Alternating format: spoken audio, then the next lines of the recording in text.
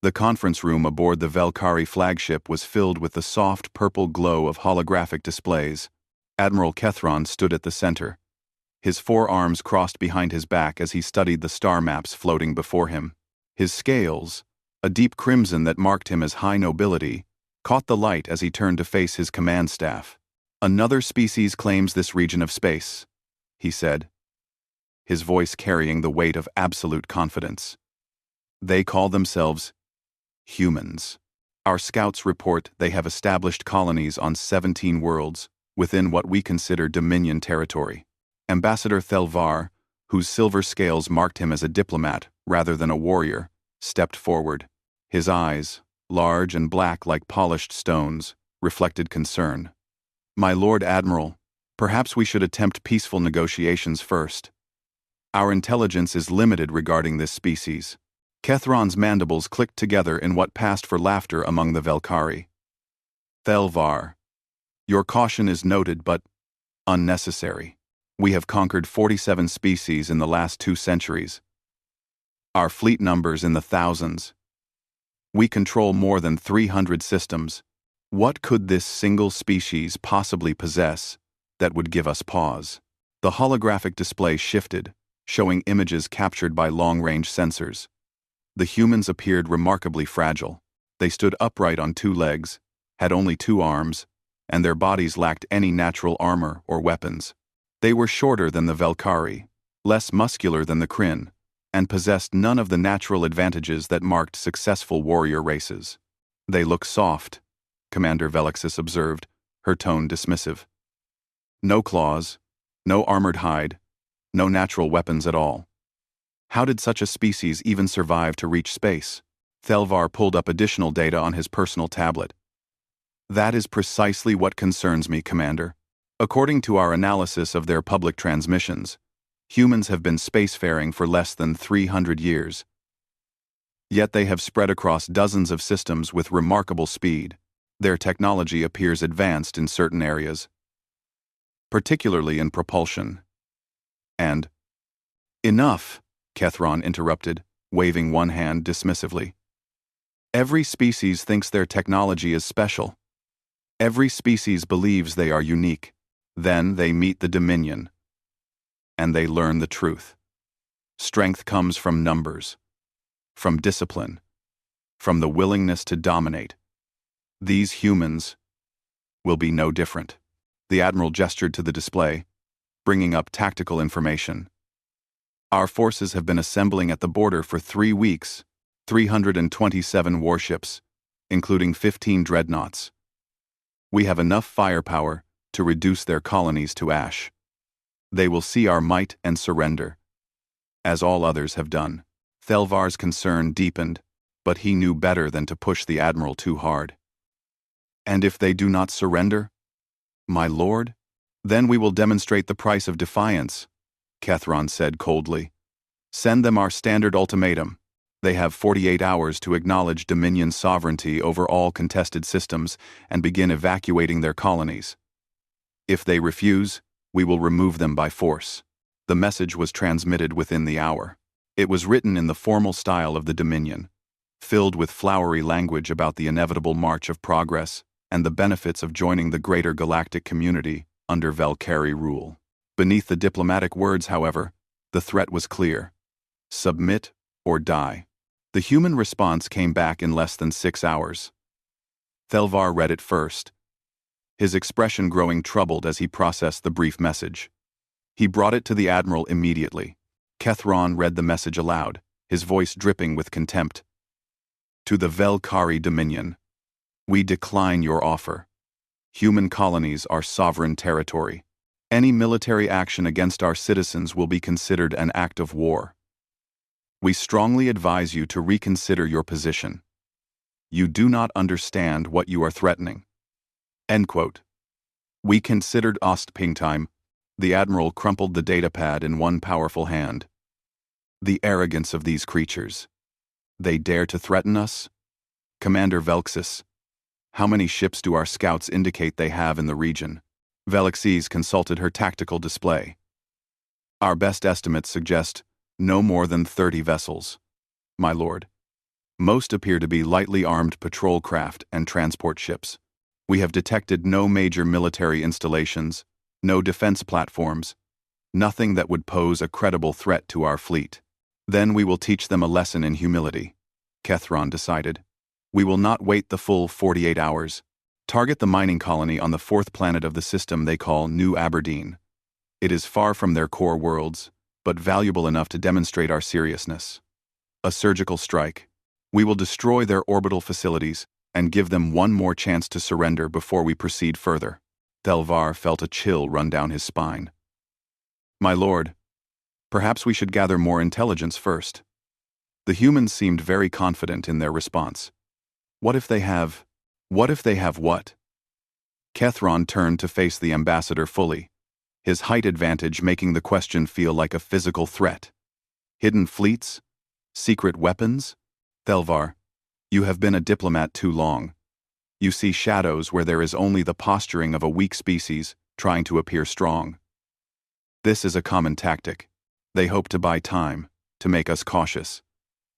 But we did not build an empire by being cautious. The fleet moved into position over the next 30 hours. The Velkari ships traveled in the standard formation that had served them well for generations. Dreadnoughts at the center, cruisers forming a protective shell with faster destroyers and frigates on the flanks. It was an overwhelming display of military might, a formation designed to inspire fear and awe in equal measure. New Aberdeen was a human mining colony specializing in rare metals. It orbited a yellow star, similar to the one that warmed the human homeworld. The colony had a population of approximately 15,000, most of them miners and their families. From orbit, the Velkari could see the neat clusters of habitation domes, the massive excavation equipment, and the 3 orbital processing stations that refined the ore before shipping it to other human worlds. Commander Velexis reviewed the targeting data one final time. My lord, targeting solutions are locked. We can destroy the orbital stations with minimal loss of life on the surface. The electromagnetic pulse from the explosions will disable most of their ground-based technology. It will be a clear demonstration without excessive casualties. Kethron nodded approvingly. Proceed. And ensure our message is clear. This is what mercy looks like from the Dominion. Next time, we will not be so gentle. The Velkari ships opened fire. Plasma cannons and particle beams lanced through the void, striking the orbital stations with devastating accuracy. The structures, designed for processing ore rather than withstanding military assault, exploded in brilliant flashes of light. Debris rained down into the planet's atmosphere, burning up in streaks of fire that could be seen from the surface. On the ground, alarms blared throughout the colony. The colonists ran for shelters, families clutching each other as the reality of war came crashing down upon their peaceful world. The electromagnetic pulses did indeed disable most electronic systems, plunging the colony into darkness and silence. From the flagship, Kethron watched the destruction with satisfaction. Transmit another message to the human authorities. Tell them, this is just the beginning. Tell them we will return in 72 hours for their formal surrender. If they refuse, we will target a more populated world. But as the Velkari fleet began to withdraw to a holding position at the edge of the system, something unexpected happened. A new signal cut through all frequencies, overriding the Velkari communication systems with ease. The voice that spoke was human, male, and utterly calm. Velkari fleet, this is Rear Admiral Marcus Wright of the United Human Space Forces. You have attacked a civilian colony without provocation. You have killed 42 human citizens. This is an act of war. We are dispatching the UHSF Eternal Resolve to your position. You are ordered to remain in this system and prepare to surrender your vessels. Any attempt to flee or to cause further harm to human civilians will result in the complete destruction of your fleet. The signal cut out as abruptly as it had appeared. For a moment, silence filled the Velkari flagship's bridge. Then, Kethron began to laugh, a harsh sound that echoed off the metal walls. The audacity! They send one ship against our fleet of over 300? They demand our surrender? He turned to his tactical officer. How long until this eternal resolve arrives? The officer consulted his instruments, confusion evident in his expression. My lord, I am detecting unusual spatial distortions approximately 3 light-years away. If these readings are correct, the ship is traveling at... No, this cannot be right. The speed indicated is impossible. Show me, Kethron commanded. The main display lit up with sensor data. The readings showed something massive moving through space at speeds that exceeded Velkari faster than light technology by orders of magnitude. The distortion it created was like a ripple in the fabric of reality itself, a wave of bent spacetime that their sensors could barely track. Thelvar stepped closer to the display, his diplomatic training warring with a growing sense of dread. My lord, whatever that is, it will be here in less than 72 hours at its current speed. 3 days, Kethron mused. Let it come. We will show these humans what happens when an inferior species challenges the Dominion. All ships are to remain on high alert. We will meet this eternal resolve with the full might of our fleet. If they want to throw away their ship on a symbolic gesture, we will oblige them. A.T. Over the next 3 days, the Velkari fleet maintained position. Scouts were dispatched to monitor the approaching vessel, but none returned clear data. The closer they got to the spatial distortion, the more their instruments went haywire. 2 scout ships simply vanished when they ventured too close, swallowed by the rippling effects of whatever drive system the human ship was using. Kethron grew more irritated as time passed. How can one ship create such interference? Our sensors are the finest in the Dominion. What technology are they using? No one had answers. The science officers worked frantically to compensate for the interference, to get a clear reading on the approaching vessel. But the distortion was unlike anything in their database. It was as if the human ship was dragging a piece of folded space along with it, warping the very nature of reality in its wake. On the morning of the 3rd day, every sensor in the Velkari fleet suddenly screamed in warning. The spatial distortion had intensified exponentially. Ships rocked in space as gravitational waves rippled outward from a single point. Emergency systems engaged automatically as the fleet scrambled to maintain position. Report!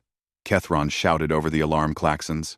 The tactical officer's hands flew across his console, his voice rising in pitch as he read the data.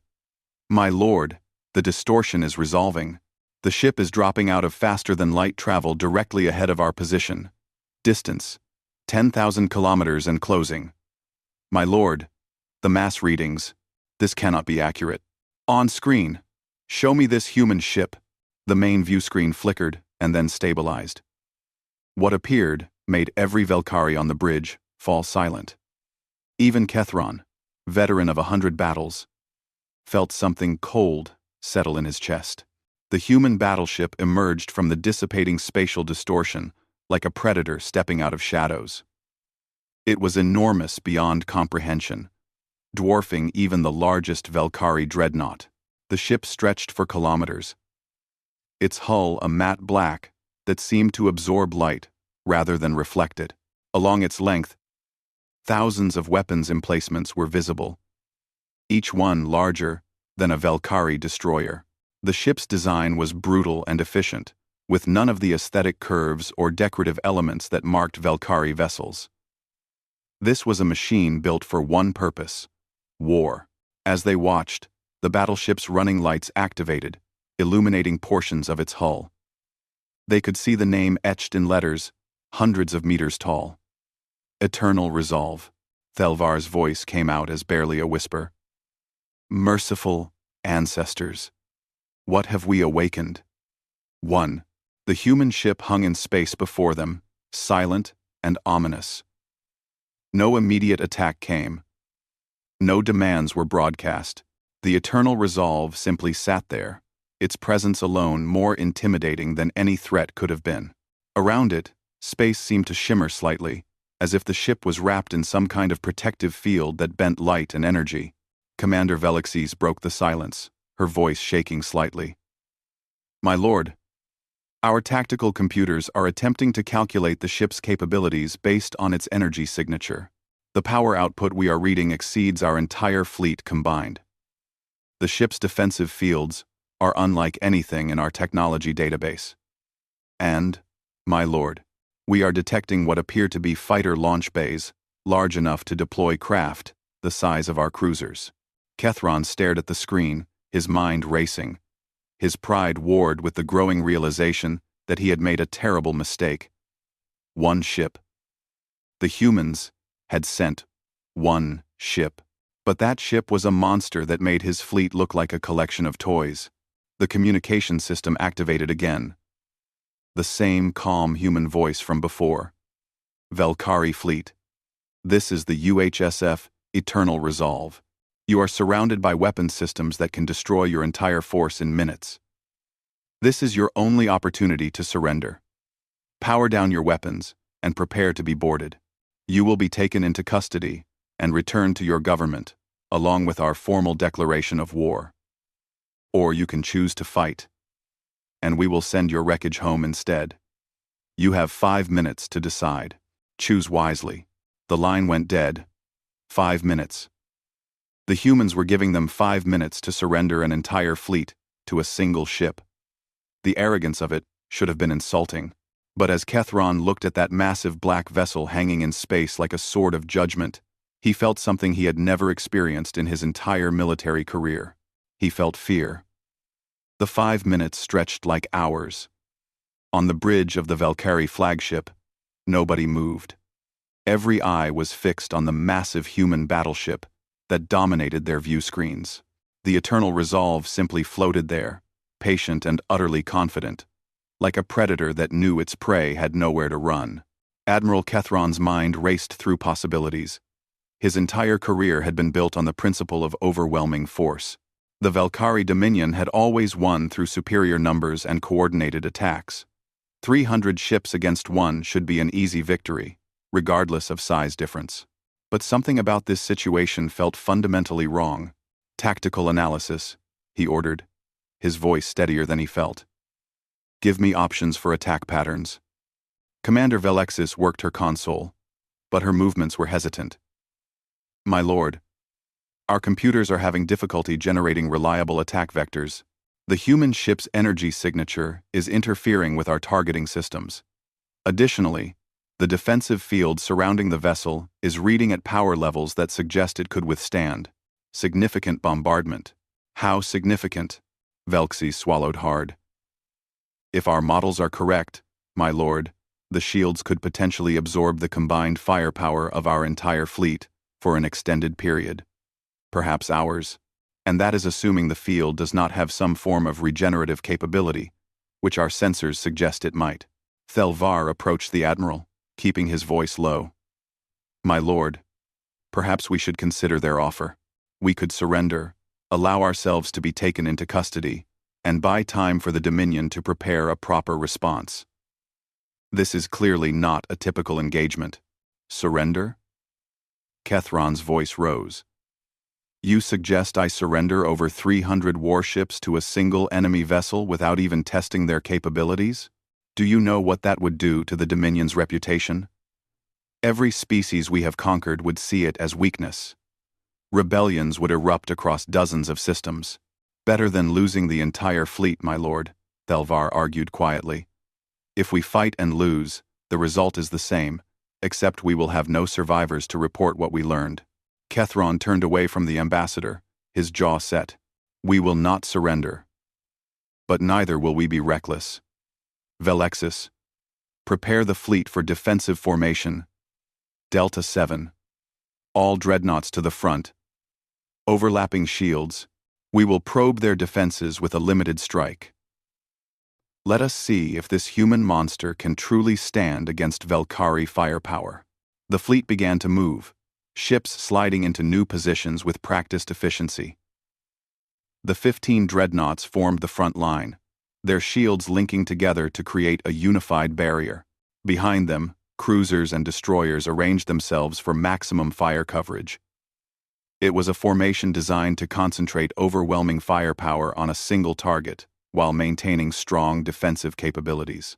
From the bridge of the Eternal Resolve, Captain Elizabeth Chen watched the Valkyrie fleet reorganize.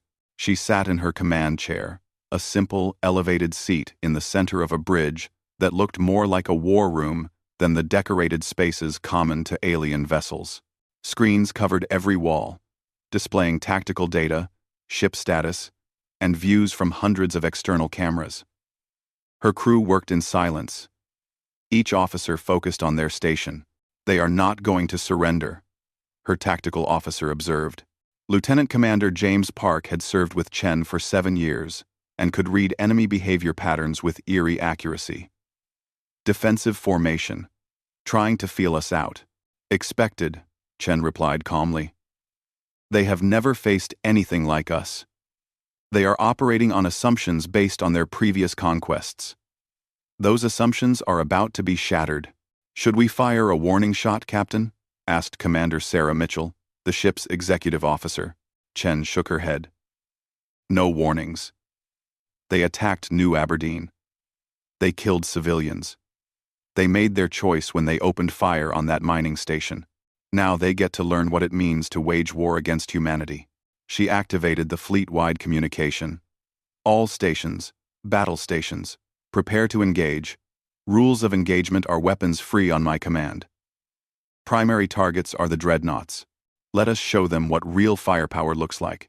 In the Valkyrie fleet, sensors detected the change immediately. The Eternal Resolve's power output had just tripled. Energy was flowing to weapon systems that made their sensors scream warnings. The defensive field around the ship intensified, creating a visible shimmer in the space around it. "They are preparing to attack," Velixis shouted. "All ships, raise shields to maximum. Charge weapons. Wait for my command," Kethron ordered. "Let them fire first. I want to see what we are dealing with." What happened next would be recorded in Valkyrie history as the moment their empire learned true fear.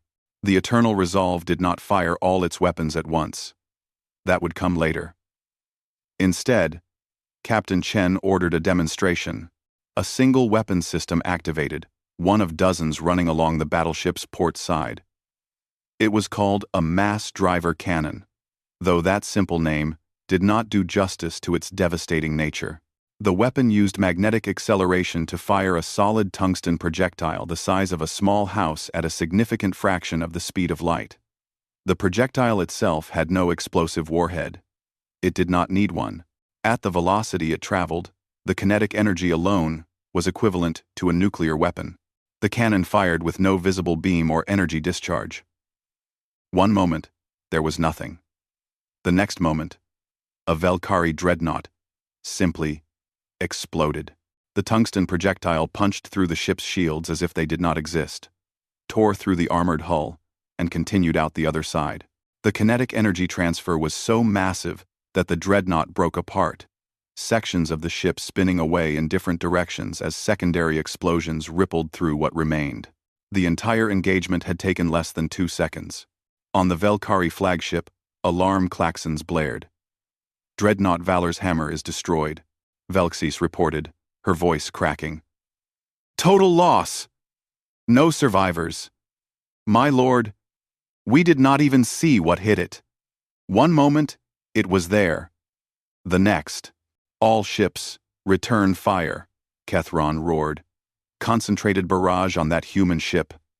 Now, the Valkyrie fleet opened fire with everything they had.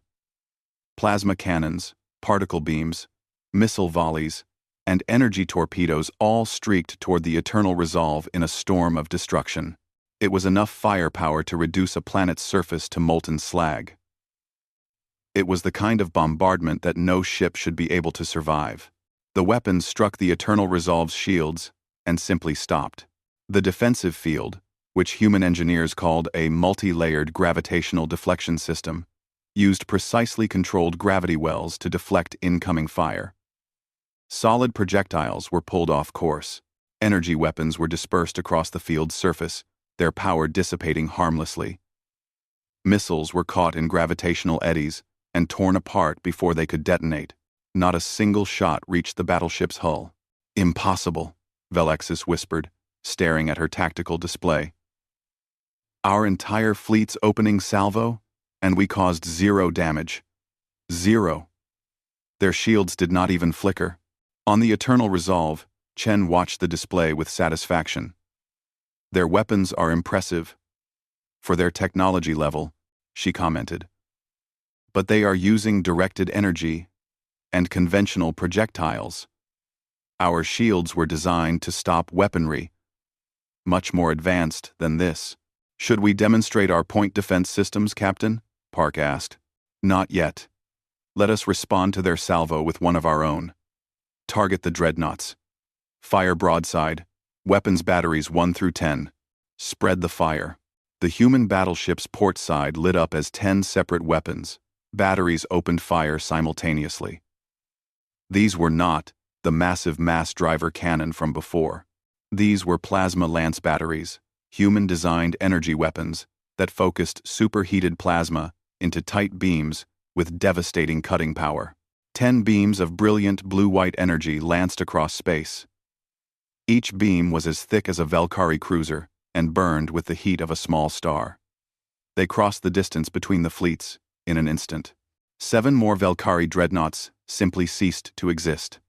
The plasma lances cut through their shields and armor like they were paper. Ships were sliced in half, their internal sections exposed to vacuum before massive explosions consumed what remained. 2 other dreadnoughts were hit but not destroyed, their shields collapsing and their hulls scored with massive burn scars that vented atmosphere and crew into space. In less than 10 seconds, the Valkyrie had lost 8 of their 15 dreadnoughts. Pull back! Pull back! Kethron was shouting now, his composure cracking. All ships scatter. Do not maintain formation. Evasive maneuvers. But scattering was exactly what Chen wanted them to do. A compact formation, even one taking heavy losses, could still concentrate fire and potentially overwhelm even the Eternal Resolve's powerful shields, given enough time. A scattered fleet was just individual targets waiting to be eliminated. They are breaking formation, Mitchell reported. Orders, Captain? Deploy the Javelin frigates, Chen ordered. Along the Eternal Resolve's flanks, massive launch bays opened. From within, smaller ships emerged. The Valkyrie sensors immediately flagged them as frigates based on their size, but even these smaller vessels were larger than Valkyrie destroyers. There were 20 of them, and they moved with a speed and agility that seemed impossible for ships of their mass. The Javelin-class frigates were humanity's fast attack craft. Each one was armed with torpedo systems, rapid-fire plasma cannons, and their own shield generators. They scattered across the battlefield like a pack of wolves, targeting the fleeing Valkyrie ships. A Valkyrie cruiser tried to run, pushing its engines to maximum. A Javelin frigate pursued with casual ease, closing the distance in seconds. The frigate fired a single torpedo. The weapon was not like the slow-moving missiles the Valkyrie used. This was a supercavitating plasma torpedo that created its own bubble in space-time, allowing it to travel at speeds approaching light speed. The torpedo struck the fleeing cruiser's engines. The explosion was devastating. The entire rear section of the ship vaporized, and the momentum carried the front section forward, tumbling and trailing debris. This scene repeated itself across the battlefield. Wherever Valkyrie ships fled, human frigates hunted them down. The speed difference was so great that escape was impossible. The Valkyrie weapons could barely track the human ships, let alone hit them. Commander Velexis was crying now, tears streaming down her scaled face as she watched her fleet being systematically destroyed. We have lost 90 ships, she reported, her voice hollow. 90 ships in less than 10 minutes. My lord, we must retreat. We must get word back to the Dominion. But Kethron was staring at the main screen, watching as another cruiser exploded. His mind had finally accepted what his pride had refused to see. This was not a battle. This was an execution. How? He asked quietly. Thelvar, who had been silent throughout the engagement, finally spoke. Because we assumed they were like us, my lord. We assumed they reached space recently, and were therefore primitive. But what if they did not reach space recently? What if they have been spacefaring much longer than we realized, and the signals we intercepted were from their expansion, not their origin? It does not matter now, Kethron said, his voice dead. Open a channel to the human ship. Wide broadcast. Let them all hear. The communication system activated. Kethron's voice, once so proud and commanding, now carried the weight of defeat. Human vessel Eternal Resolve, this is Admiral Kethron of the Velkari Dominion. We surrender. Cease fire. Please, cease fire. We yield. On the Eternal Resolve's bridge, Chen raised her hand. All units. Cease fire. Hold positions. The battlefield fell silent. The human ships stopped their pursuit, though they remained between the Velkari fleet and any potential escape routes. Debris from destroyed ships drifted through space, along with the bodies of thousands of Velkari crew members. Chen activated her communication system. Admiral Kethron, your surrender is accepted. You and your fleet will remain in this system. You will power down all weapon systems and submit to boarding parties. Any ship that attempts to flee will be destroyed. Any act of aggression will result in the immediate destruction of your flagship. Is this understood? Yes, Kethron replied, his voice barely audible. It is understood. Good. One more thing, Admiral. You attacked New Aberdeen. You killed 42 human civilians, including 8 children. I want you to understand something very clearly. This demonstration you have witnessed today represents a tiny fraction of humanity's military capability. The Eternal Resolve is 40 years old. We have newer ships, bigger ships. Every human colony is protected by defense platforms that could reduce your homeworld to asteroid fragments. Every human citizen is considered sacred, and their deaths demand justice. Chen's voice grew colder. You came to our space believing you were predators. You thought we were prey. You learned today that you are neither. You are a warning. You will return to your dominion, and you will tell them what happened here. The line cut off, leaving Kethron standing on his bridge, surrounded by the wreckage of his pride. Around him, his crew worked in silence to comply with the human demands, powering down weapons and preparing for boarding. Thelvar approached the Admiral one last time. My lord, perhaps this is for the best. We will survive to carry this knowledge home. The Dominion must know what we face. Kethron nodded slowly, staring at the image of the Eternal Resolve on his screen. The massive battleship hung in space like a monument to human power, its black hull seeming to absorb all light and hope. In that moment, Kethron said quietly, when I first saw that ship, I knew our destruction was inevitable. I simply refused to believe it. I convinced myself that size did not matter, that our numbers would prevail. But I was wrong. I was so terribly wrong. He turned away from the screen, unable to look at it any longer. Prepare the fleet for boarding. We done to do them, and pray that the humans are more merciful than we would have been in their position. The boarding craft that approached the Velkari flagship did not look like any shuttle the aliens had seen before. It was angular and heavily armored, with weapon mounts visible along its hull. As it approached, the Velkari crew could see human soldiers through the reinforced viewports, and what they saw made their blood run cold. The humans were encased in powered armor that made them look like walking tanks. The armor was matte black, with glowing blue lights along the joints and chest pieces.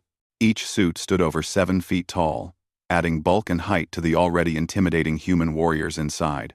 Weapon systems were integrated into the armor itself, and the helmets featured glowing visors that gave the soldiers an inhuman, almost demonic appearance. Security Chief Korval met the boarding party at the airlock, as protocol demanded. He had ordered his guards to leave their weapons behind. There was no point in pretending they could offer resistance. When the airlock opened and the human soldiers stepped through, Korval had to consciously prevent himself from stepping backward. The lead human, identified by slightly different markings on his armor, approached Korval. When he spoke, his voice came through external speakers on the helmet, deep and resonant. I am Sergeant Marcus Reynolds, United Human Marine Corps. You will take me to your command deck immediately. Any delay or deception will be considered an act of hostility. Korval nodded quickly. Of course. This way. We will not resist. As they walked through the ship's corridors, Korval noticed how the human soldiers moved. Despite their size and the obvious weight of their armor, they moved with fluid grace and perfect coordination. Their weapons, massive rifles that looked like they could punch through bulkheads, were held with casual competence. These were not ceremonial guards. These were warriors who had seen real combat. The journey to the command deck took 15 minutes. During that time, Korval noticed other human boarding parties moving through the ship. They were setting up equipment, scanning systems, and cataloging everything. It was methodical and professional. They were not looting or destroying. They were documenting. On the command deck, Admiral Kethron stood waiting with his senior staff. Thelvar was beside him, as was Commander Velgzis. The human soldiers fanned out across the deck, taking up positions that gave them clear fields of fire while also allowing them to monitor all entrances. Sergeant Reynolds approached Kethron directly. Admiral Kethron, I am authorized to inform you that this vessel and your entire fleet are now under the custody of the United Human Space Forces. You and your senior staff will be transported to the Eternal Resolve for formal processing. Your crew will remain aboard their vessels under Marine Guard. Kethron managed to maintain some dignity despite the situation. I understand, Sergeant. We will comply. May I ask what will happen to my crew? They will be treated according to the Terran Convention on Military Prisoners, Reynolds replied. They will be housed, fed, and given medical care as needed. They will not be harmed unless they attempt violence. When diplomatic arrangements are complete, they will be returned to Velkari space, along with your vessels. And us? Thelvar asked, gesturing to the senior staff. You will be interviewed regarding your military capabilities, force dispositions, and strategic intentions. You will be treated fairly, but you will answer questions. After that, you will be returned to your government, along with a formal declaration of war and a list of terms for peace. Velgzis could not contain her bitterness. You destroyed nearly a third of our fleet in minutes. What more do you want from us? Reynolds turned his helmeted head toward her. We want you to understand. We want your government to understand. We want every species in this region of space to understand that humanity is not to be trifled with. You attacked civilians. That demands a response. But we are not monsters. We could have destroyed your entire fleet. We could have killed every one of you. We chose not to. Remember that. The Admiral and his staff were escorted to the boarding craft. As they lifted off from the flagship, Kethron looked out the viewport at his fleet. Human ships were everywhere now, frigates and smaller craft moving between the Velkari vessels. He could see Marines boarding each ship, taking control with the same efficient professionalism. The journey to the Eternal Resolve took only a few minutes. But for Kethron, it felt much longer. As they approached the massive human battleship, the sheer scale of it became even more apparent. The boarding craft was heading toward one of the smaller docking bays, and even that bay was enormous, large enough to hold several Velkari destroyers. They landed in a bay that was spotlessly clean and precisely organized. Human crew members moved about their duties with practiced efficiency. Equipment was stowed properly. Safety markings were clearly visible. Everything spoke of discipline and order. More Marines met them at the landing pad, along with a human woman in a different uniform. She was smaller than the Marines, lacking their powered armor, but she carried herself with authority. Her uniform was dark blue with gold insignia, and her black hair was pulled back in a tight bun. Admiral Kethron, I am Commander Sarah Mitchell, Executive Officer of the Eternal Resolve. You will follow me to the interview chambers. Your staff will be housed separately. You will be treated with respect, but any attempt at escape or violence will be dealt with severely. Are we clear? We are clear, Kethron replied. Mitchell led them deeper into the ship. The corridors were wide and well lit, with clearly marked signs in human script. They passed crew members who glanced at the Velkari prisoners with curiosity, but no hostility. The ship felt alive, humming with power and purpose. After several minutes of walking, they reached a section marked as Interview and Detention. It was not a brig in the traditional sense. The rooms they were shown to were small but clean, with sleeping platforms, sanitation facilities, and even small view screens. They were clearly cells, but they were not cruel. Kethron was shown to a larger room, presumably because of his rank. Mitchell paused at the door. Captain Chen will meet with you shortly. In the meantime, you have access to food and water through the panel on the wall. The selection includes items compatible with Velkari biology. If you have any medical needs, inform the guard. She left, and Kethron was alone for the first time since the battle. He sat on the sleeping platform, his body feeling heavy with exhaustion and defeat. How had it come to this? How had he led 300 ships into such a catastrophic engagement? An hour later, the door opened. Captain Elizabeth Chen entered, followed by Commander Mitchell. Chen was smaller than Kethron expected. She stood perhaps 5.5 feet tall, with short brown hair and sharp green eyes. She wore the same dark blue uniform as Mitchell, with insignia that marked her as the ship's commander. She sat across from Kethron, studying him for a moment before speaking. Admiral, I am Captain Chen. Before we begin, I want to clarify something. This is not an interrogation. This is a conversation. You are not being tortured or threatened. But I need information, and you are going to provide it. Kethron met her gaze.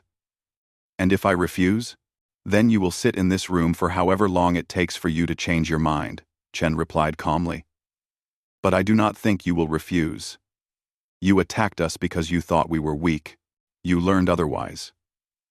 Now, you have an opportunity to prevent further bloodshed by helping your government understand what they are dealing with. She leaned forward slightly. Tell me about the Velkari Dominion. How large is it? How many ships do you have? What other species have you conquered? Kethron considered his options. He could refuse, but Chen was right. What purpose would it serve? The humans had demonstrated overwhelming military superiority. If they wanted to destroy the Dominion, they probably could. Perhaps honest communication was the only way to prevent total war. The Dominion controls 317 systems, he began slowly. We have a total military force of approximately 4,000 warships, though most are smaller vessels like destroyers and frigates. We have 47 species under our rule, most of them conquered within the last 2 centuries. Chen made notes on a tablet. How did you conquer them? What was your strategy? Overwhelming force and intimidation, Kethron admitted. We would arrive with large fleets, demonstrate our power, and offer terms. Most species surrendered, rather than face destruction. Those who resisted were defeated through attrition. We have never faced an enemy with technological superiority. Until now, Mitchell added quietly. Until now, Kethron agreed. Captain Chen, may I ask you something? You may ask. I will decide if I answer. How long has humanity been spacefaring? Truly? Our intelligence suggested you were a young species, new to the stars. But your technology, it is far beyond anything we have encountered. Chen smiled slightly. Our intelligence suggested you thought that. It worked in our favor. Humanity has been traveling space for almost 300 years. As your initial assessment indicated, what you failed to understand is what those 300 years involved. She stood and walked to the viewport, looking out at the stars. Humans have been fighting each other for thousands of years, Admiral. We perfected warfare long before we reached space. We fought with sticks and stones, then bronze and iron, then gunpowder and nuclear weapons. We nearly destroyed ourselves multiple times, When we finally reached space, we brought all that knowledge, all that terrible expertise with us. Chen turned back to face Kethron. We spent the first century in space fighting among ourselves. Nation against nation. Corporation against corporation. Ideology against ideology. We fought in asteroid belts and around gas giants. We learned how to wage war in 3 dimensions across vast distances. We developed weapons and tactics specifically designed for space combat. Only in the last century did we finally unite as a species. So you have been preparing for war this entire time, Kethron said, understanding dawning. We have been preparing for anything, Chen corrected. When we finally ventured beyond our local systems and began encountering other species, we made a collective decision. We would seek peace, we would offer friendship and cooperation. But we would never, ever be vulnerable. Every colony is defended. Every ship is armed. Every human citizen knows that their military will respond to threats with overwhelming force. Mitchell added, "The Eternal Resolve is 40 years old, as the captain told you. It is scheduled for decommissioning in 5 years. We have newer battleships now, bigger and more powerful. We have carriers that deploy fighter wings capable of taking on entire fleets. We have planet-side defense platforms that can create energy shields around entire worlds. And all of this is just what we will tell you about." Kethron felt a chill run through him. "You are saying that what you showed us today was restrained?" "We used approximately 7% of this ship's weapons capacity," Chen confirmed. "We deployed 20 frigates when we have hangar space for 100. We used our oldest and most basic tactics. And we still destroyed a third of your fleet in minutes." She sat back down, her expression serious. "I am not telling you this to be cruel, Admiral. I am telling you this because I need you to carry a message back to your government. Humanity does not want war with the Velkhari Dominion. We do not want to conquer your worlds or subjugate your people. But we will not tolerate attacks on our civilians. You crossed a line at New Aberdeen.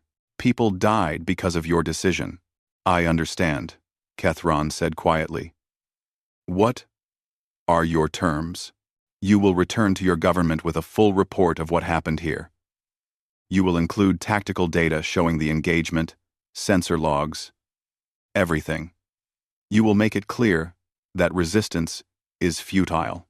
Then your government will receive our official demands." Chen pulled up a document on her tablet and displayed it so Kethron could read. "First, the Velkhari Dominion will formally apologize for the attack on New Aberdeen and pay reparations to the families of those killed. Second, the Dominion will immediately cease all military expansion and withdraw from any systems where indigenous species are resisting your rule. Third, you will release detailed information on all species under your control, their locations, and their status. Fourth, you will agree to human observers being stationed in your territory to ensure compliance with these terms. And if we refuse?" Kethron asked. "Then we will enforce these terms militarily," Chen said simply. "We will blockade your worlds. We will destroy your military infrastructure. We will not kill civilians if we can avoid it. But we will cripple your ability to wage war. And if your government is particularly foolish, we will remove them and install a new one that is willing to cooperate." The Admiral closed his eyes, feeling the weight of his failure. He had destroyed so much with his arrogance. His fleet was scattered and captured. His people would face the consequences of his hubris.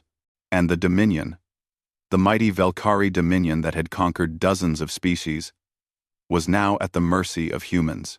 "I will deliver your message," he said finally. "I will tell them everything. I will recommend immediate compliance with your terms." "Good." Chen stood. "You will be held here until we establish contact with your government. Your crew is safe, as I promised. Once diplomatic channels are open, you and your ships will be returned. But remember this, Admiral, we are being merciful because we choose to be. Do not mistake mercy for weakness. Do not test us again." She left with Mitchell, and Kethron was alone once more. He looked out the viewport at the stars, wondering how he would explain this to the Dominion Council. How could he make them understand that they had encountered a species so far beyond their capabilities that resistance was meaningless? In another part of the ship, Thelvar was having a similar conversation with human intelligence officers. He was providing detailed information about Dominion structure, military deployments, and political leadership. Unlike Kethron, Thelvar felt a strange sense of relief. Perhaps this was what the galaxy needed. Perhaps the Dominion's age of conquest was over, and something better could rise in its place. 3 days passed aboard the Eternal Resolve before the communication channels with the Velkari Dominion were finally established. During that time, Admiral Kethron and his senior officers were treated well, as promised. They were fed, allowed to rest, and given access to basic amenities, but they remained prisoners, and the weight of that reality pressed down on them constantly.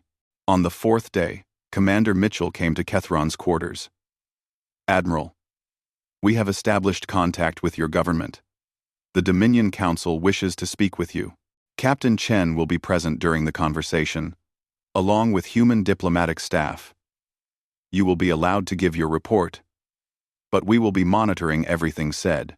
Kethron followed Mitchell to a communications room. It was a large space with a central holographic projector and several observation stations. Captain Chen was already there, along with 2 other humans in different uniforms. One was a woman with gray hair and formal diplomatic attire. The other was a man in military uniform with more elaborate insignia than Chen wore. "Admiral Kethron," the woman said, extending her hand in the human gesture of greeting. "I am Ambassador Sarah Martinez, representing the United Human Government. This is Admiral Marcus Wright, commander of the Human Third Fleet." Kethron recognized the name. Wright was the human who had sent the warning before the Eternal Resolve arrived. He was taller than Chen, with short gray hair and a weathered face that spoke of long years in military service. His eyes were hard and calculating. "The connection is ready," a technician announced. The holographic projector activated, and suddenly the room was filled with the images of the Velkari Dominion Council. There were 7 of them, representing the 7 major clan families that ruled the Dominion. Supreme Counselor Varthek sat at the center, his golden scales marking him as the highest authority. His face showed barely controlled rage. "Kethron," Varthek's voice boomed through the speakers. "You were sent with 327 ships to secure a handful of primitive colonies. Instead, you have allowed over 100 vessels to be destroyed and the remainder captured. Explain yourself." Kethron felt his shame deepen, but he forced himself to speak clearly. "Supreme Counselor, honored council members, what I am about to report will sound impossible. I ask that you review the tactical data we are transmitting alongside this conversation. The species we encountered is not primitive. They are far more advanced than any species the Dominion has ever faced." He took a breath and continued. "The humans sent a single ship to engage our fleet. That ship, the Eternal Resolve, is larger than one of our city stations. Its weapons destroyed 8 of our dreadnoughts in the first exchange. Its shields absorbed our entire fleet's bombardment without taking damage. When we attempted to flee, they deployed smaller vessels that hunted down our ships with ease. The battle lasted less than 15 minutes before I surrendered to prevent total annihilation." The council chamber erupted in angry voices. Councilors shouted over each other, demanding explanations, calling Kethron a coward and a liar. Only Varthek remained silent, his eyes fixed on Kethron with an intensity that was somehow more frightening than the other's anger. Finally, Varthek raised one hand, and the chamber fell silent. "You claim a single ship defeated our fleet? Kethron, I have known you for 40 years. You have never been a coward, so I will not immediately assume you are lying. But you must understand how incredible this sounds." "I understand, Supreme Counselor," Kethron replied. "That is why I am transmitting full tactical data. Sensor logs, visual recordings, everything. Review it and you will see that I speak the truth." Ambassador Martinez stepped forward. "Supreme Counselor, I am Ambassador Sarah Martinez of the United Human Government. I am here to deliver a formal message to the Velkari Dominion.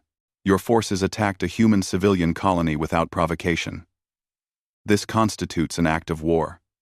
However, humanity does not wish for further conflict if it can be avoided." Varthek's attention shifted to Martinez. "And what do you want, human ambassador?" "We want peace," Martinez said simply. "But peace on our terms. Your admiral has been given a list of requirements. They are non-negotiable. If you comply, we will return your ships and your people. If you refuse, we will enforce compliance through military action." Another counselor, a female named Silvara, spoke up. "You speak boldly for a species we have never heard of until recently. Even if your story is true, even if you have one powerful ship, the Dominion has thousands of vessels. We have conquered 47 species. We control hundreds of worlds. You cannot threaten us." Admiral Wright stepped forward at this. His voice was cold and hard as steel. "Counselor, let me be very clear. The Eternal Resolve is one ship. One of many. Humanity has 32 battleships of similar or greater capability. We have 200 cruisers, over 1,000 frigates, and countless smaller vessels. We have defense platforms protecting every colony, weapons, satellites, and automated defense systems. We have been preparing for war since before your species achieved spaceflight." He activated a holographic display showing various human military assets. Ships of different sizes and designs appeared, rotating slowly for the Council to see. "This is the Indomitable, our newest battleship class. It is twice the size of the Eternal Resolve, with 4 times the firepower. This is the Carrier Endeavor, which deploys 300 fighter craft, each one capable of destroying ships the size of your cruisers. These are our orbital defense platforms, which can create energy shields strong enough to protect entire planets from bombardment." The Council watched in silence as the display continued. Finally, Varthek spoke again, his voice much quieter now. "If what you show us is real, then war between our peoples would be catastrophic for the Dominion." "It would," Wright agreed. "Which is why we are offering you a choice.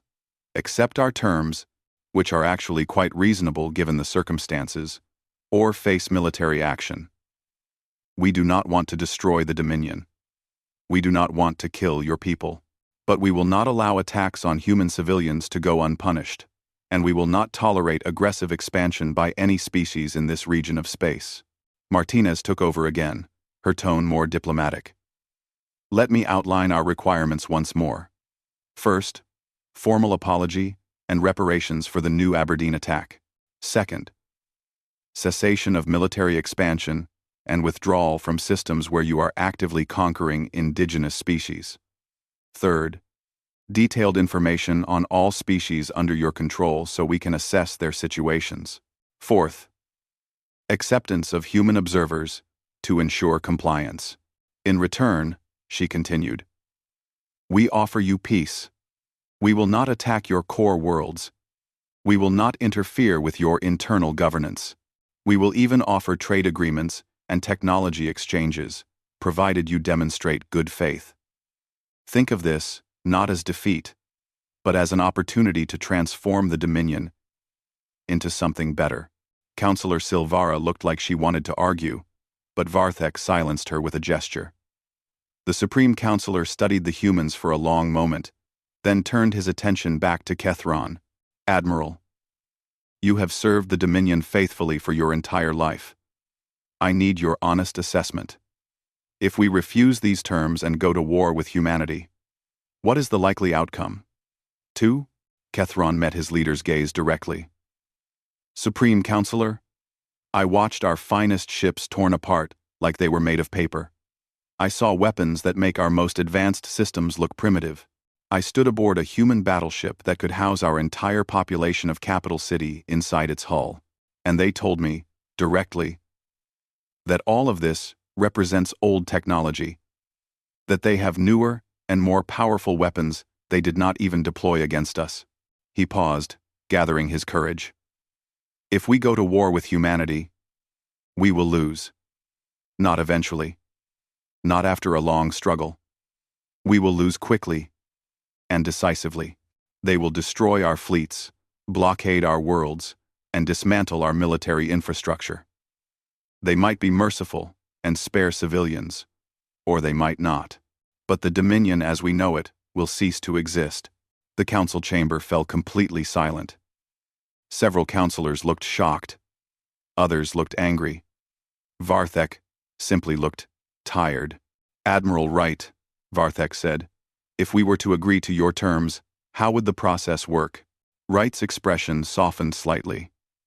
First, you would make a formal declaration accepting the peace terms. Then, we would begin the process of returning your captured ships and crews. Human observers would be stationed at agreed-upon locations within your territory. We would establish regular diplomatic contact and begin discussing the specifics of your withdrawal from conquered territories. The withdrawal will take time, Varthek noted. Some of the species we control have no functional government of their own anymore. Simply abandoning them would cause chaos. We understand that, Martinez said. We are not asking you to create chaos. We are asking you to begin a process of decolonization. Work with the species under your control to establish independent governments. We will provide assistance if needed. The goal is not to punish the Dominion, but to create a more stable and peaceful region of space. Thelvar had been brought to the communications room as well, standing in the background. Now he stepped forward.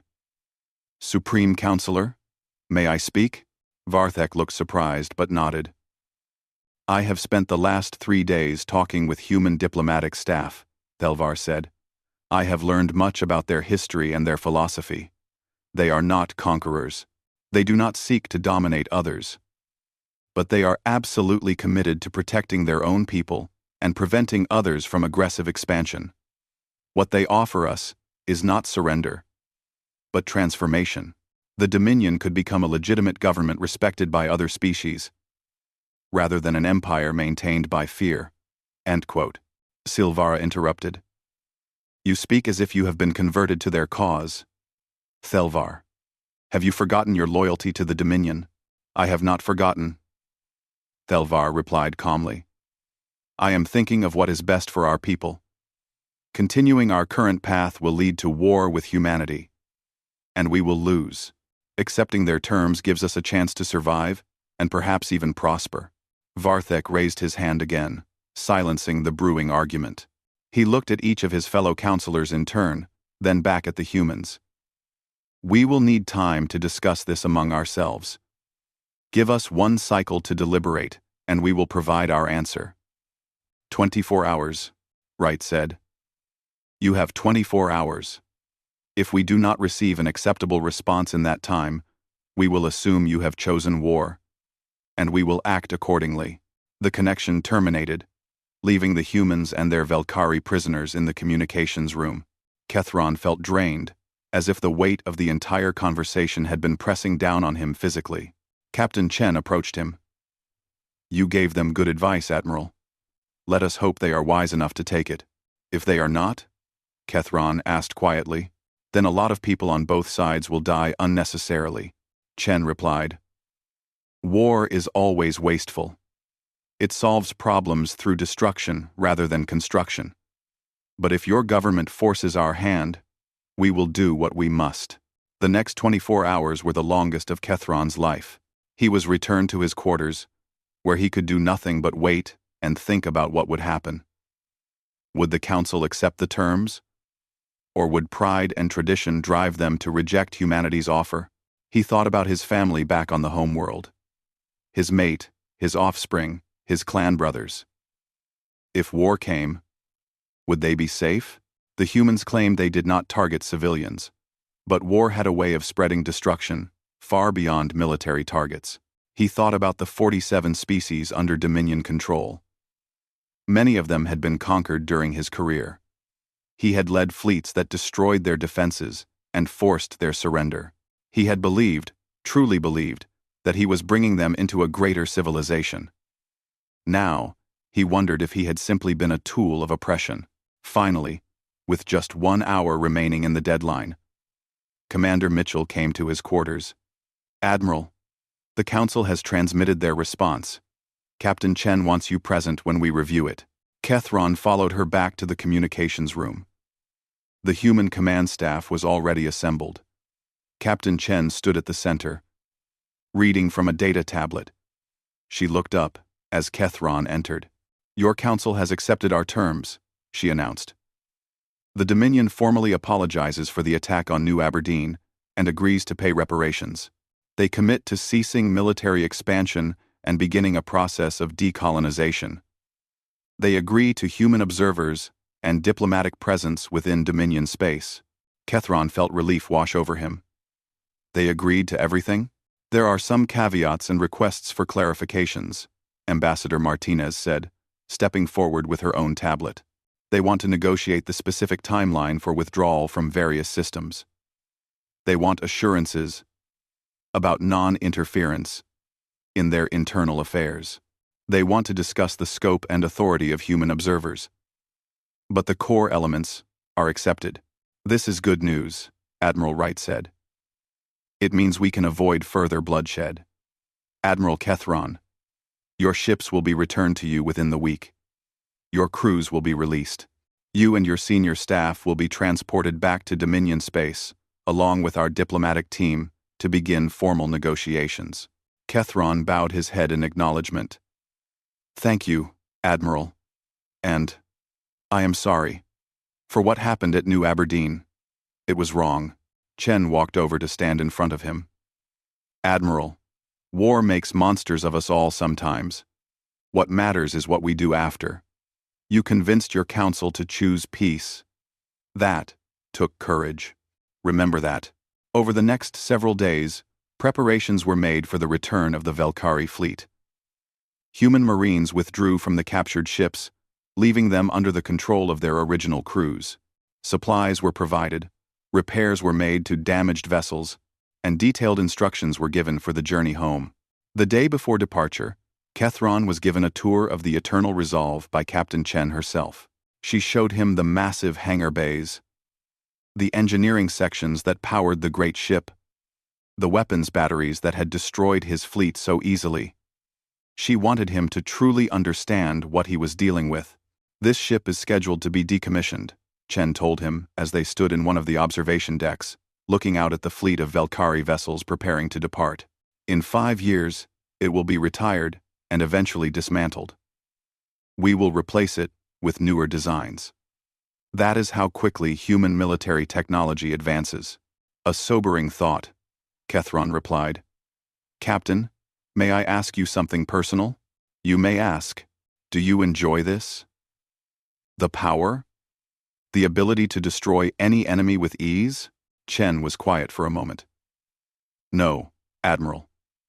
I do not enjoy it. I am a soldier because someone needs to be.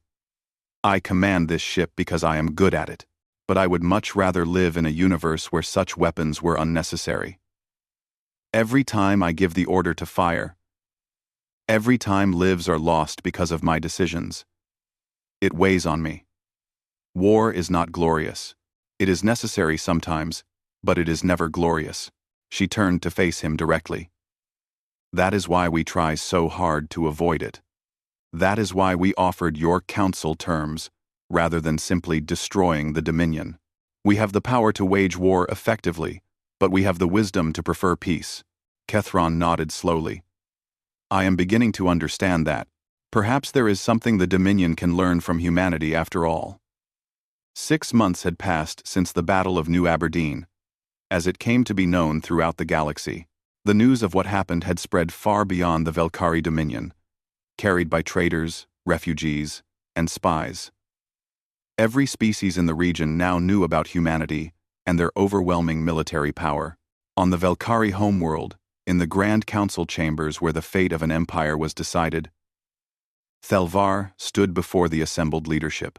He had been given a new role after the incident, appointed as the Dominion's chief ambassador to humanity. It was a position that carried great weight and responsibility. And today, he was delivering his quarterly report. The decolonization process continues, Thelvar reported, his voice carrying clearly through the chamber. We have successfully negotiated independence agreements with 17 of the 47 species under former Dominion control. Another 12 are in active negotiations. The human observers report satisfaction with our progress. Supreme Counselor Varthek listened from his elevated seat, his expression thoughtful. The past 6 months had aged him visibly. The stress of transforming an empire built on conquest into something else entirely had taken its toll. And what of the species, who are not yet ready for full independence? We are working with human advisors to establish transitional governments, Thelvar explained. In some cases, we are providing economic aid and technical assistance to help them build the infrastructure they need to govern themselves. The humans have been surprisingly helpful in this process, offering their own expertise and resources. Counselor Silvera, who had opposed accepting human terms from the beginning, spoke up. We provide aid to species we once ruled over. We reduce our territory and our influence. We allow human observers to move freely through our space. Ambassador, does this not strike you as humiliating? Oh, Thelvar met her gaze steadily. What I find humiliating, Counselor, is that we ever thought ruling other species through force was honorable. What I find humiliating is that it took a military defeat to make us examine our actions. The humans are not our conquerors. They are not occupying our worlds or dictating our internal policies. They simply insisted we stop oppressing others. Is that really so unreasonable? Before Silvara could respond, Varthek raised his hand. Enough. Ambassador Thelvar, continue your report. What news from the broader galactic community? Thelvar pulled up a holographic display showing the local star systems.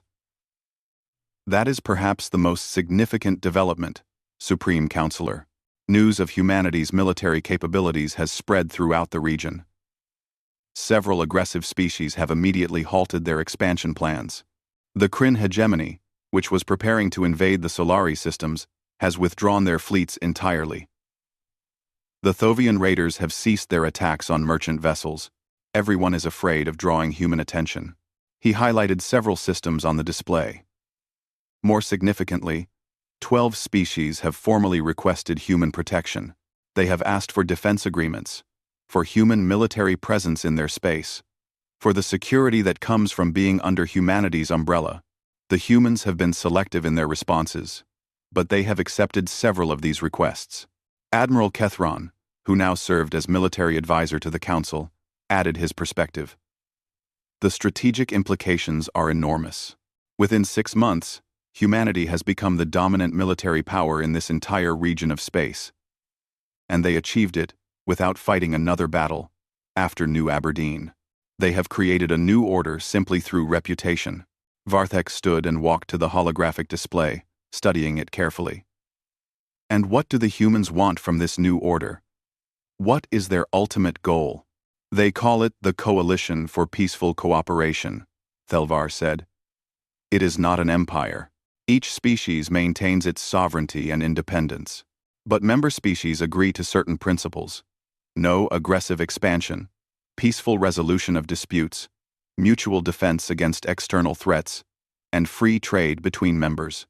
The humans provide military protection and technological assistance in exchange for species agreeing to these principles. And they want us to join this coalition? Silvara asked skeptically. Eventually, yes, Thelvar confirmed. But first we must complete the decolonization process and demonstrate our commitment to peace. The humans are patient. They have made it clear that the coalition is voluntary. No one will be forced to join. But the benefits of membership are significant. Kethron pulled up tactical data. From a military perspective, joining the coalition would actually strengthen our security. We would have access to human military technology through trade agreements. We would be protected by their defense network. And we would no longer need to maintain such large military forces. which would free up enormous economic resources for other purposes. Varthek returned to his seat, his expression contemplative. 6 months ago, I would have rejected such an arrangement as unacceptable. The proud Velkari Dominion, joining a coalition led by a species we had never heard of, it would have seemed like surrender. But I am older now, perhaps wiser. Tell me honestly, Ambassador, what is your recommendation? Thelvar took a deep breath.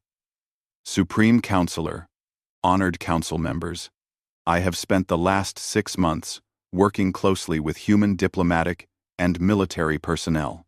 I have visited their colonies, studied their government, and observed how they interact with other species. What I have learned is that humanity is not interested in empire. They genuinely want to create a peaceful and stable region of space. He gestured to the display. Look at what has happened in just 6 months. Aggressive expansion has stopped.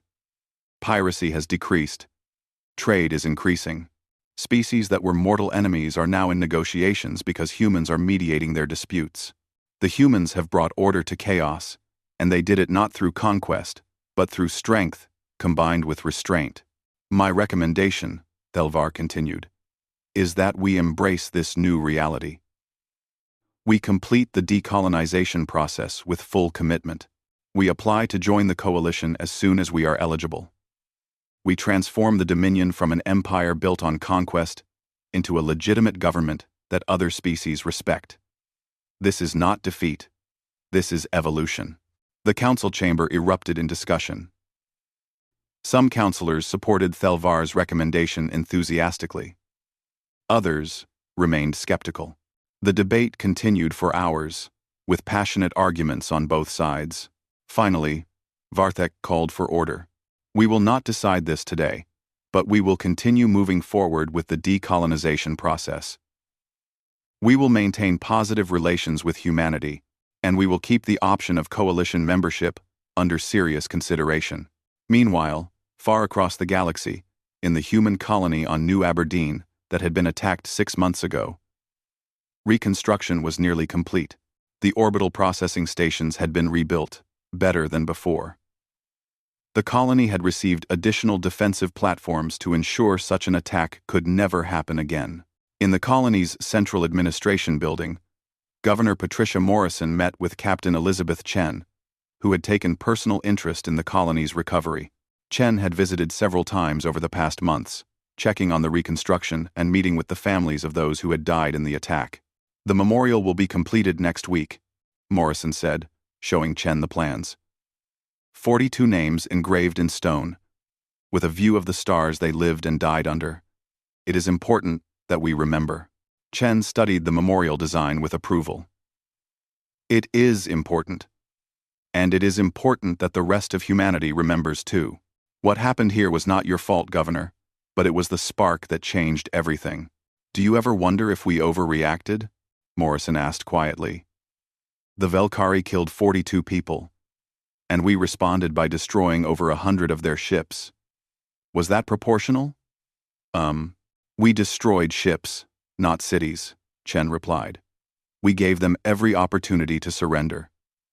And more importantly, our response sent a message that has prevented further violence.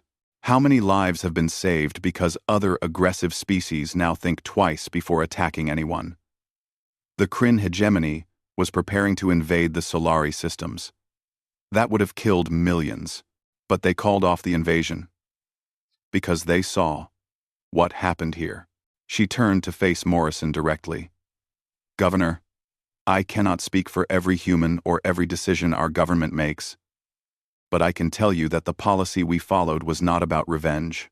It was about establishing a clear boundary. We will not tolerate attacks on civilians. We will respond with overwhelming force. But we will also show mercy to those who surrender and work with us toward peace. That combination of strength and restraint is what has created this new stability. Morrison nodded slowly. I suppose you are right. It is just hard sometimes.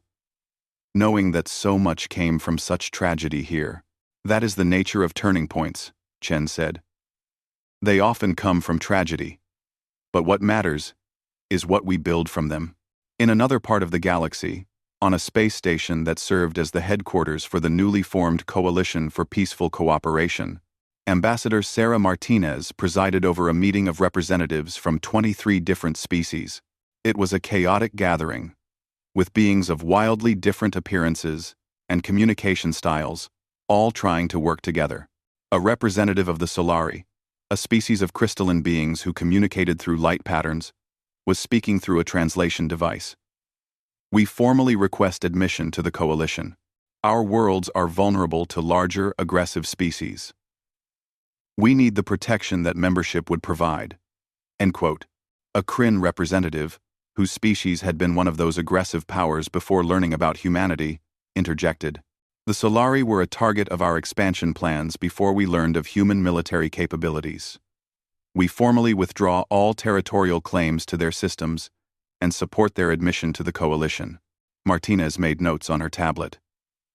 "The Solari application will be reviewed by the Coalition Council. As you know, admission requires agreement from a majority of current members and a commitment to the Coalition Charter. The process typically takes several weeks." A representative from a small species called the Vex spoke up, their voice nervous. "Ambassador Martinez, what happens if a species outside the Coalition attacks one of our worlds? Will humanity really come to our defense?" "Yes," Martinez said simply. "That is the core promise of the Coalition. An attack on any member is treated as an attack on all members. Humanity has committed significant military resources to Coalition defense. We have deployed defense platforms, patrol vessels, and rapid response fleets throughout Coalition space." Admiral Wright, who was also present at the meeting, added context. "Let me be very clear to everyone here.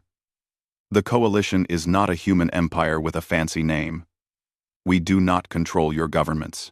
We do not dictate your internal policies. What we do is provide collective security and facilitate cooperation between members. Each species maintains its sovereignty completely. But you are the dominant military power," another representative noted. "Does that not give you disproportionate influence?" "Of course it does," Wright admitted bluntly. "Military power always confers political influence. We are not going to pretend otherwise. But influence is not the same as control. Yes, when there are disputes, our opinion carries weight. Yes, when there are threats, we are the ones who respond most effectively. But we have worked hard to build a system where smaller species have a voice and where decisions are made collectively when possible." A Velkari observer, not yet a full member but present as part of their rehabilitation process, spoke from the back of the chamber. "Ambassador Martinez, Admiral Wright, my government has asked me to inquire about the timeline for our potential admission to the Coalition. We are completing the decolonization process and wish to know what steps remain." Martinez consulted her notes. "The Velkari Dominion has made excellent progress. 17 species have achieved independence, with more on the way. Human observers report genuine commitment to the process. Once decolonization is complete and a probationary period is satisfied, your application for membership will be seriously considered. I would estimate perhaps 2 more years before admission is realistic." 2 years, the Velkari observer repeated. "That seems both a long time and surprisingly short, given what we did." "It is a fair timeline," Wright said. "You are demonstrating real change. That matters more than speed. The Coalition wants members who are genuinely committed to peace, not those who are simply afraid of human military power." The meeting continued for several more hours, addressing various issues of trade, security, and cooperation. It was exhausting work, but Martinez found it deeply satisfying. This was what she had dedicated her career to, building a system that could prevent wars rather than just fighting them. As the meeting ended and representatives departed, Wright approached Martinez. "You know, Sarah, 6 months ago I was preparing for a potential war against the entire Velkari Dominion. I thought we would be fighting for years. Instead, we fought one battle and have been building peace ever since. It is remarkable how things turned out." That battle at New Aberdeen was decisive, Martinez agreed. But what made it truly effective was what we did afterward. We did not gloat. We did not demand unconditional surrender. We offered terms that allowed the Velkari to maintain their dignity while changing their behavior. That is the key to converting enemies into partners. Wright looked out the viewport at the stars. I wonder what the next challenge will be. The galaxy is a big place. There are other aggressive species out there, other potential threats. We cannot stop them all with just one battle and a reputation. No, Martinez agreed. But we have established a model that works. Strength combined with restraint. Clear boundaries combined with genuine opportunities for cooperation. As long as we maintain that balance, I think we can handle whatever comes. Back on the Eternal Resolve, which continued its patrol duties in the region, Captain Chen received a message from Earth.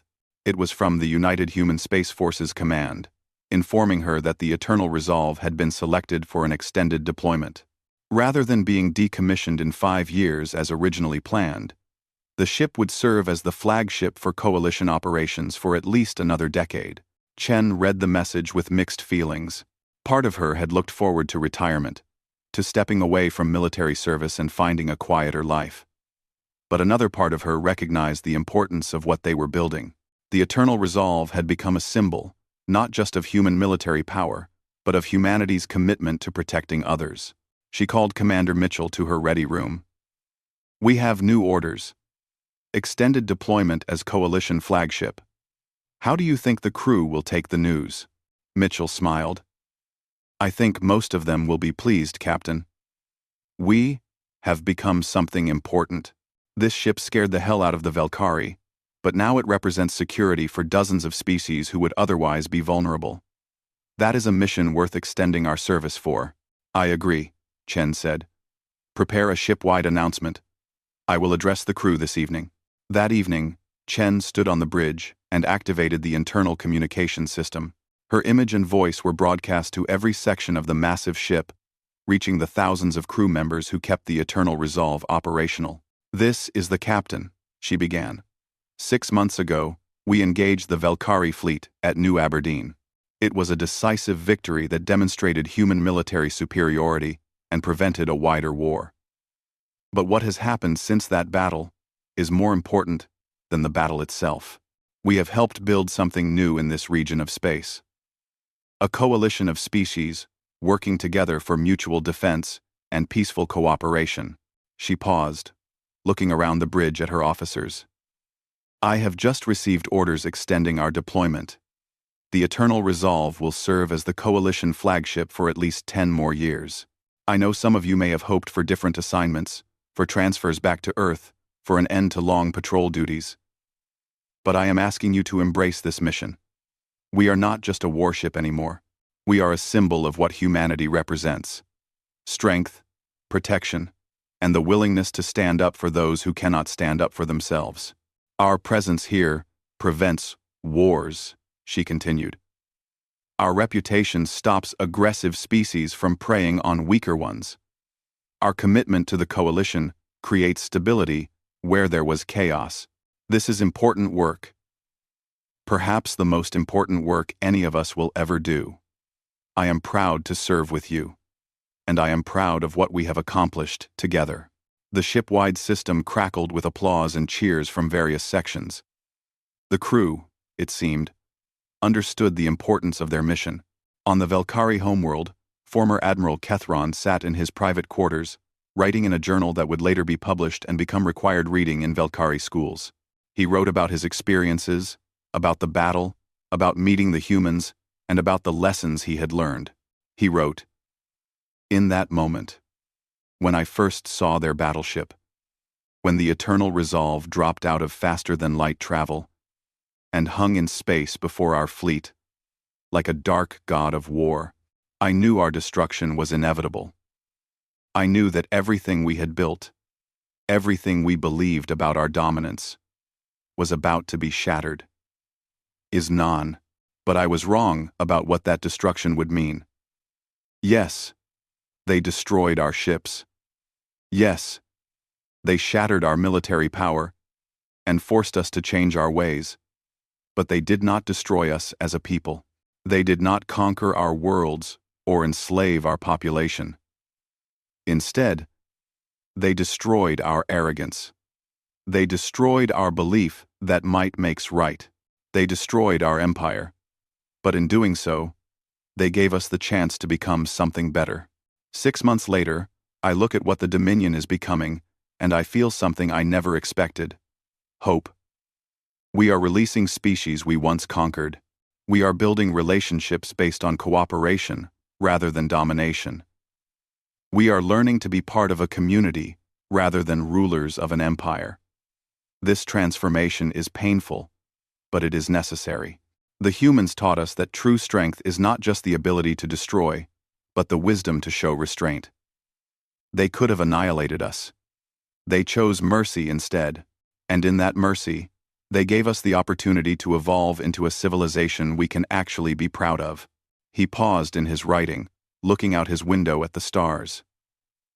Somewhere out there, the Eternal Resolve continued its patrol. Somewhere out there, human ships protected species who would otherwise be vulnerable. Somewhere out there, the new order that had begun with one devastating battle continued to grow and strengthen. Kethron returned to his journal and wrote one final entry for the day. They say that history is written by the victors, but sometimes, the truly remarkable victors are those who win not just battles, but the peace that follows. Humanity won both, and in doing so, they changed our entire region of the galaxy.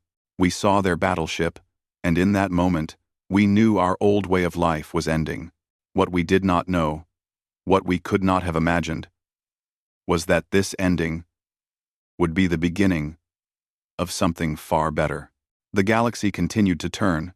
Species that had once been enemies began to trade and cooperate. Conflicts that would have led to war were resolved through negotiation. And through it all, the human ships patrolled the space lanes, silent guardians of a peace they had fought one battle to create, and countless diplomatic hours to maintain. The age of conquest in that region of space had ended, not because the conquerors were defeated by someone stronger, though that had certainly happened. It ended because humanity offered something better than endless cycles of domination and rebellion. They offered security, stability, and the chance for species to determine their own futures without fear. And it had all begun with one human battleship dropping out of faster-than-light travel, its massive hull blocking out the stars, its weapons systems primed but restrained, its crew ready for war but hoping for peace. The Valkyrie had glimpsed that ship and known their destruction was clear. What they had not known, could not have known, was that their destruction would be the foundation of their salvation.